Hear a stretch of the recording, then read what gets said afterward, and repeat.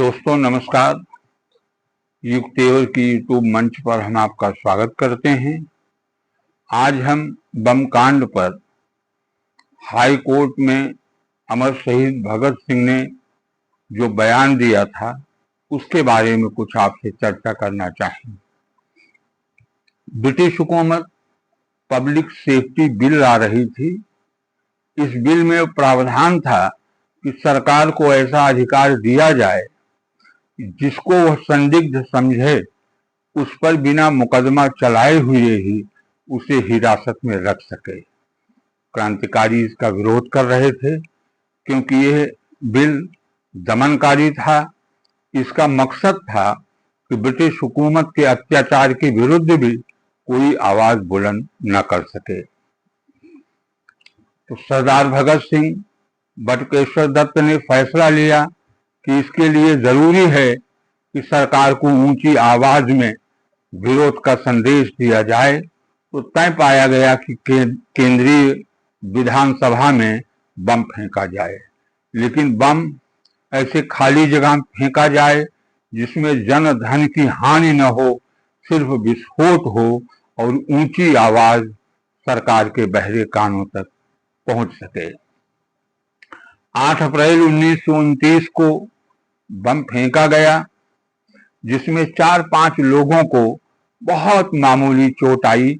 एक बेंच को हल्की सी खरोंच लगी, यानी बम फेंकने से न जन की हानि हुई और न धन की हानि हुई, यानी उद्देश्य हिंसा नहीं था। दिल्ली के सत्र न्यायालय में ये मुकदमा चला और ये सारी दलीलें दी गई। हमारा उद्देश्य हिंसा करने का नहीं था, लेकिन चूंकि सत्र न्यायाधीश पूर्वाग्रहग्रस्त थे, उन्होंने अपने फैसले में आजीवन कारावास की सजा सुनाई। फिर लाहौर हाई कोर्ट में इसकी अपील की गई और हाई कोर्ट में सरदार भगत सिंह का ऐतिहासिक बयान हुआ।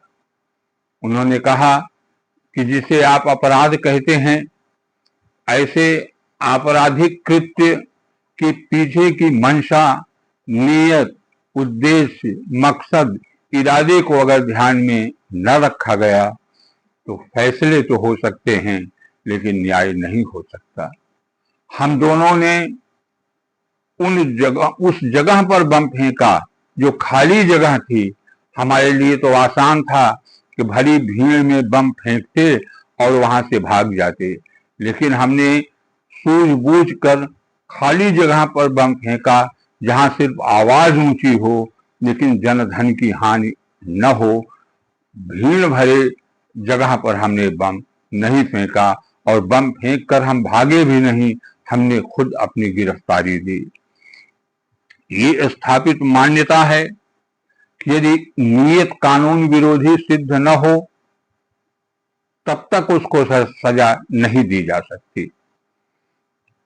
यदि हम किसी कृत्य के पीछे के उद्देश्य को, मंशा को, नीयत को, इरादे को ध्यान में नहीं रखते तो हमारी सेनाएं जो सरहद पर अपने देश की रक्षा करती हैं वे भी शत्रु सेनाओं को मारती हैं, लेकिन हमारे सेनानी कभी हत्यारे नहीं कहे जाते, वो देशभक्त कहे जाते हैं और राष्ट्रभक्त कहे जाते हैं।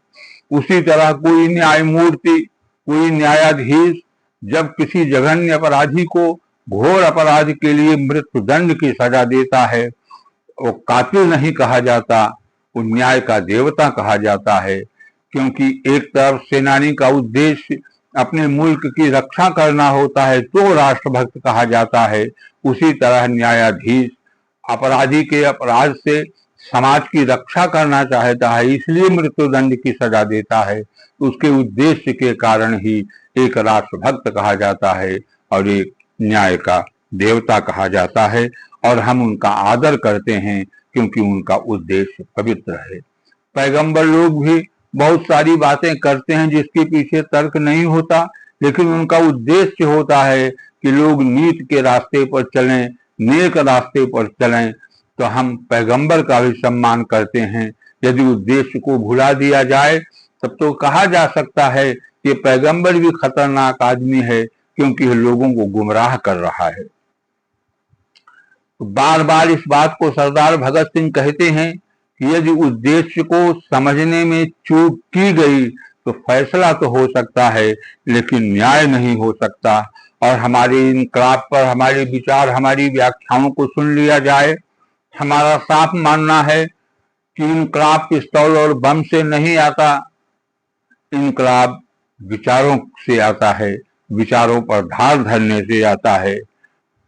और अंत में सरदार भगत सिंह ने कहा कि हमें सजा की चिंता नहीं है, हम सजा पर कभी तवज्जो नहीं देते।